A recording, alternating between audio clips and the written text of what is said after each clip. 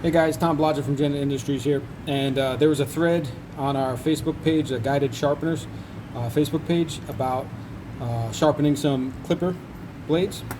So I wanted to go over a couple tricks that I do while sharpening. Hopefully it helps. I'm sure a lot of the old guys know this already, but just something that might help. So I've already disassembled this. I've taken out the spring and I've unscrewed the placard in the back there. So a good way to show what's going to happen here is I'm going to mark these places on the blade here just with a red Sharpie. So this is our contact points, and pretty much here. And this will come up with alcohol later. So, and then on the, you can see the marks actually on the metal here where there's friction sort of scraping. Oops. Come here. So this is where the blade is riding on the metal, and they should be touching,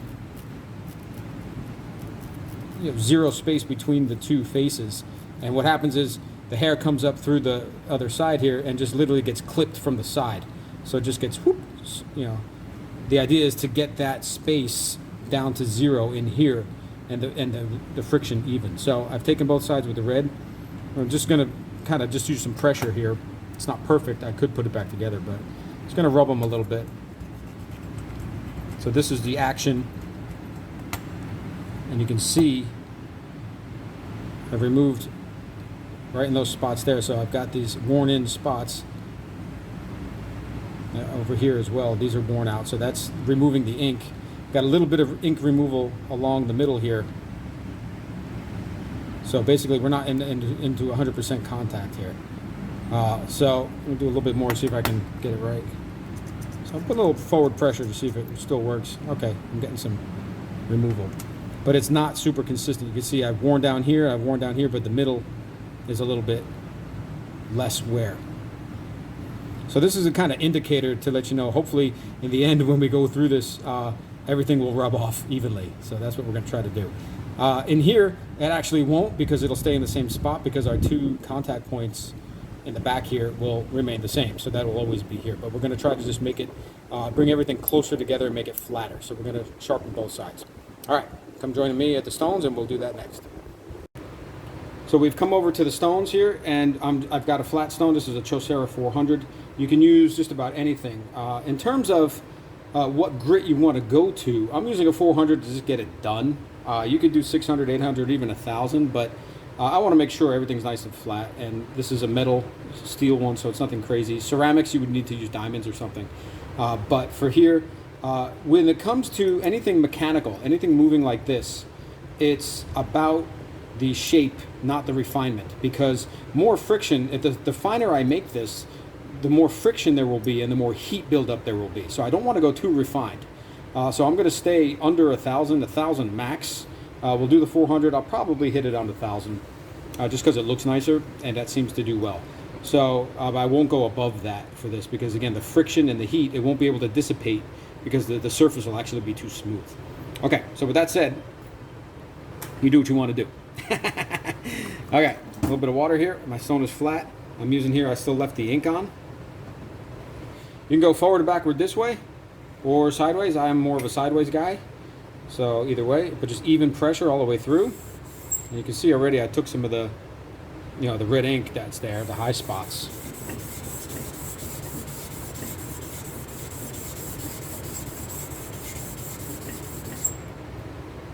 And you can see all that ink is pretty much gone. There's a little bit of ink underneath here, but that's more of just an area that's a recess. So it's actually below. I'm not gonna actually remove that ink. There's a bevel here on the side. You can see here it's actually dipping below. So we're never gonna hit that. So everything else is clean. I'm just gonna clean it up a little bit more, even it out.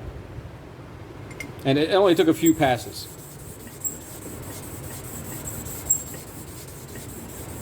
You don't want to overdo it either.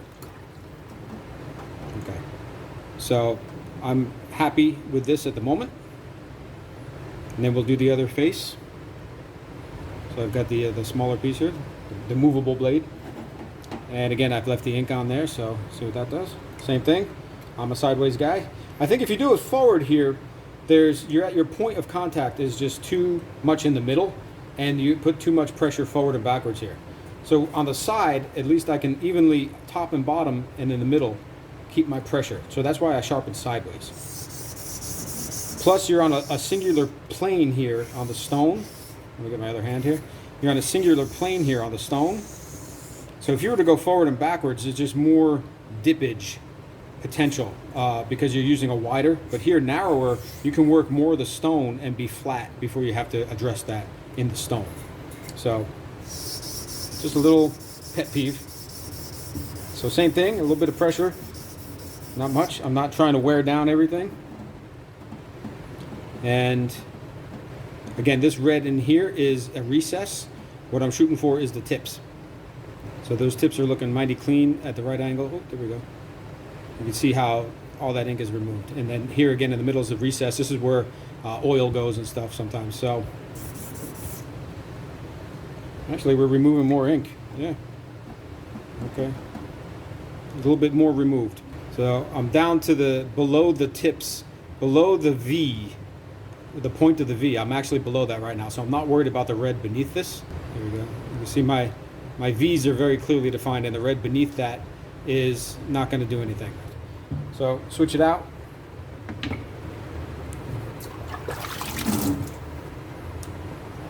Okay, go with 1,000 grit here. And I'm just going to, real quick,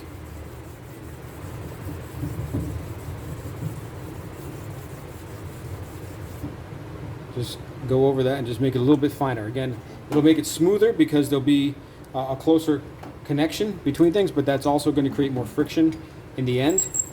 So you want to be careful not to have too much friction.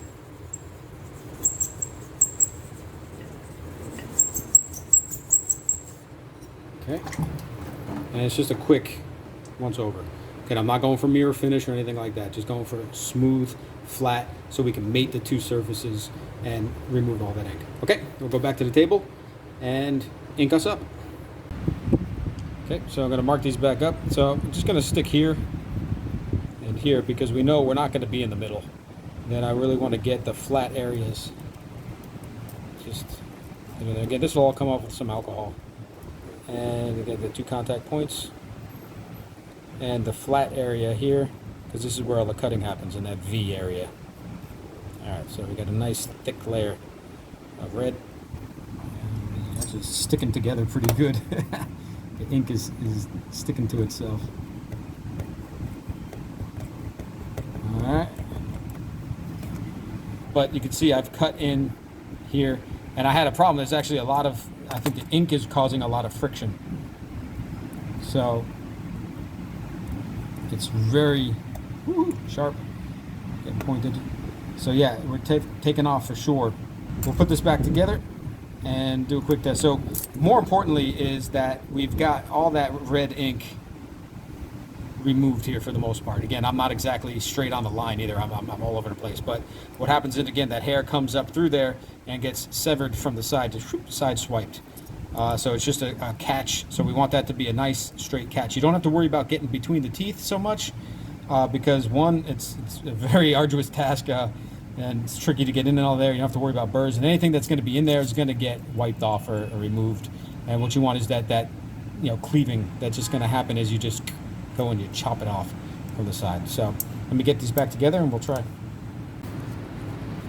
Okay, I don't normally mark the blades in red, so but again, I'm just seeing more red residue come off, so I've taken some brake cleaner here and just degreaser, and just gonna make sure all that ink is off. So I don't want anything getting, this is for a pet groomer, so I don't want, Fluffy, the poodle, coming out with red punk hair. So all right, so we can come back and get us some of that silicone.